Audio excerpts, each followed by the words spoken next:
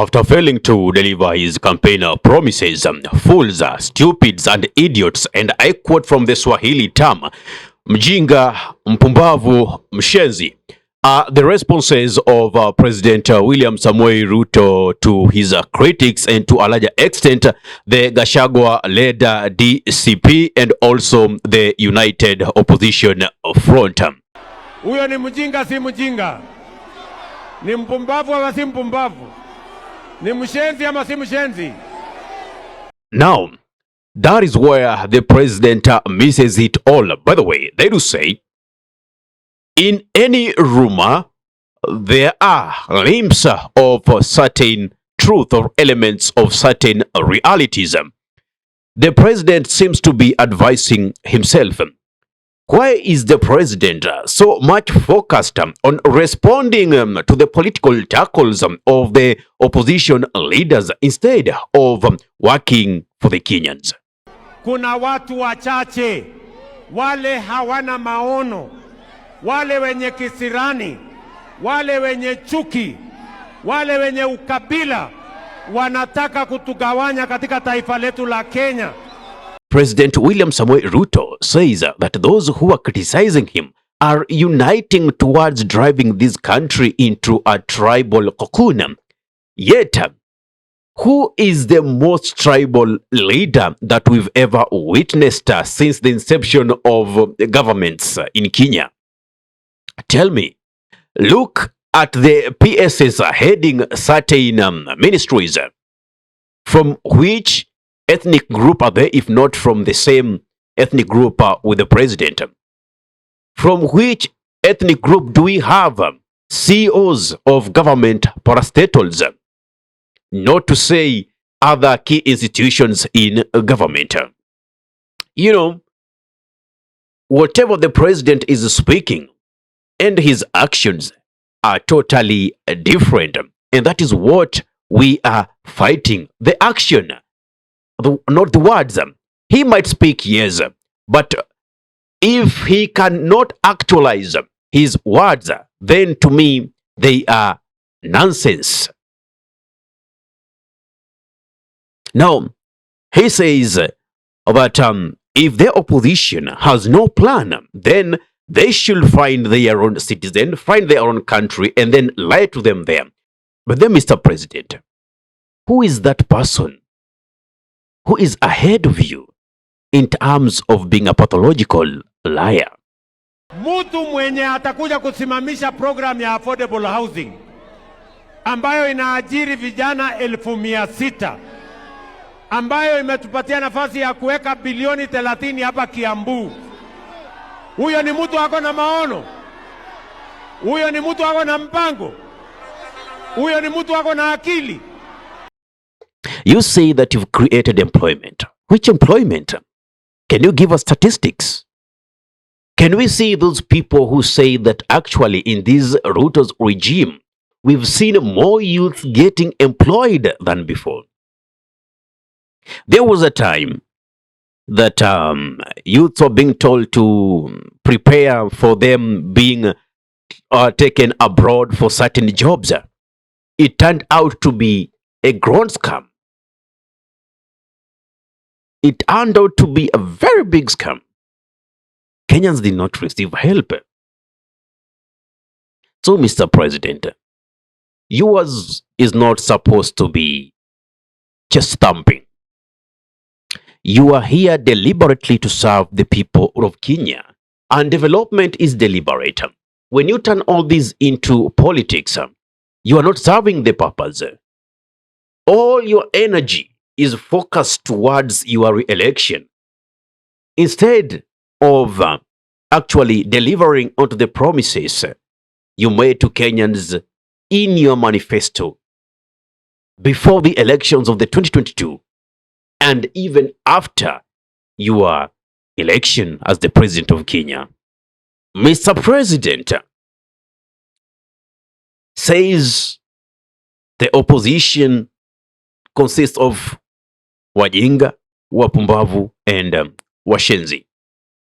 John Methu has responded to William Samoei Ruto, and he now asks him, between you and us, who is mjinga, who is mpumbavu, who is mshenzi? Because you are leaving over 4 to 7 million votes and you're going for 1.5 million votes. Maybe you don't understand. Let us watch this clip for you to get the essence of it exactly. Tumepiga hesabu na tumepiga sawa sawa. Watu walichagua William Ruto walikuwa milioni 7. Kwa hiyo milioni 7, watu ya hapa jamii yetu ya Mount Kenya tulikuwa milioni 4. Kwa hiyo kazi yake kura milioni 4 hakuna. Anaweza kuwa rais wa Jamhuri ya Kenya. Na William Ruto anajifanya mwerevu na yeye mwenyewe hata ajui hesabu. Anafukuza watu milioni 4, anachukua watu ya huko Nyanza watu milioni 1.5. Hiyo ni mtu anajua hesabu? Ni mtu anajua hesabu? Sisi tumeongea na kazi zetu. Na ndio maana nilikuwa nimetumwa na Rigathi Gachagua huko mbani. Mnapokea salamu ya makuzo? Mnapokea salamu ya makuzo? Hi cousins. Hi cousins. Hi cousins. Mnapokea salamu ya makuzo? Nimekuwa huko Kitui, Machakos, Makueni, Taita Taveta na Mombasa. Hapo kila mtu amesema one time. Tulienda tena na mtu anaitwa Cleopas Malala, George Natembeya, Eugene Wamalwa. Tukaenda huko Western, Busia, Bungoma, Kakamega, Vihiga, Trans Nzoia. Hakuna kura ya William Ruto, hata anasema one time.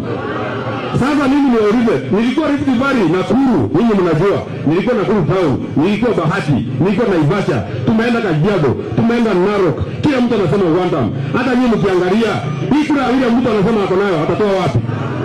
Atatoa wapi? Atatoa wapi? Now, Sifuna says that 2027 is so far to make Ruto a one-term president. Mimi najua Wakenya wameamua. Mtu akikwambia tizidi tungoje 2027. I feel like watu wameshaamua. Hao watu sasa hivi ukiwapea ballot Sungui, wanapeleka watu nyumbani. Sasa hivi na tunataka wakati Wakenya watazungumza 2027, mtu asijaribu kukoroga matokeo ama aharibu sauti ya Wakenya. Ninapata wasiwasi sana ninapoona zile decisions ambao hawa ndugu zetu wageni wa IEBC wanafanya. Jambo la kwanza, Mheshimiwa Koleleni, wewe unajua kwamba sheria inasema mtu akiondoka kwa nomination slot, kama alikuwa amenominatiwa under category ya youth, unatafuta ule alikuwa next kwa category ya youth unampatia. Kama alikuwa under women ama workers ama PWDs, unachagua next kwa hiyo category, si ndio? Haiwezekani mtu alikuwa kwa list ya PWD kwa mfano ameondoka, uende uchukue category ya workers. What that does is that it results in underrepresentation of the category that person was nominated.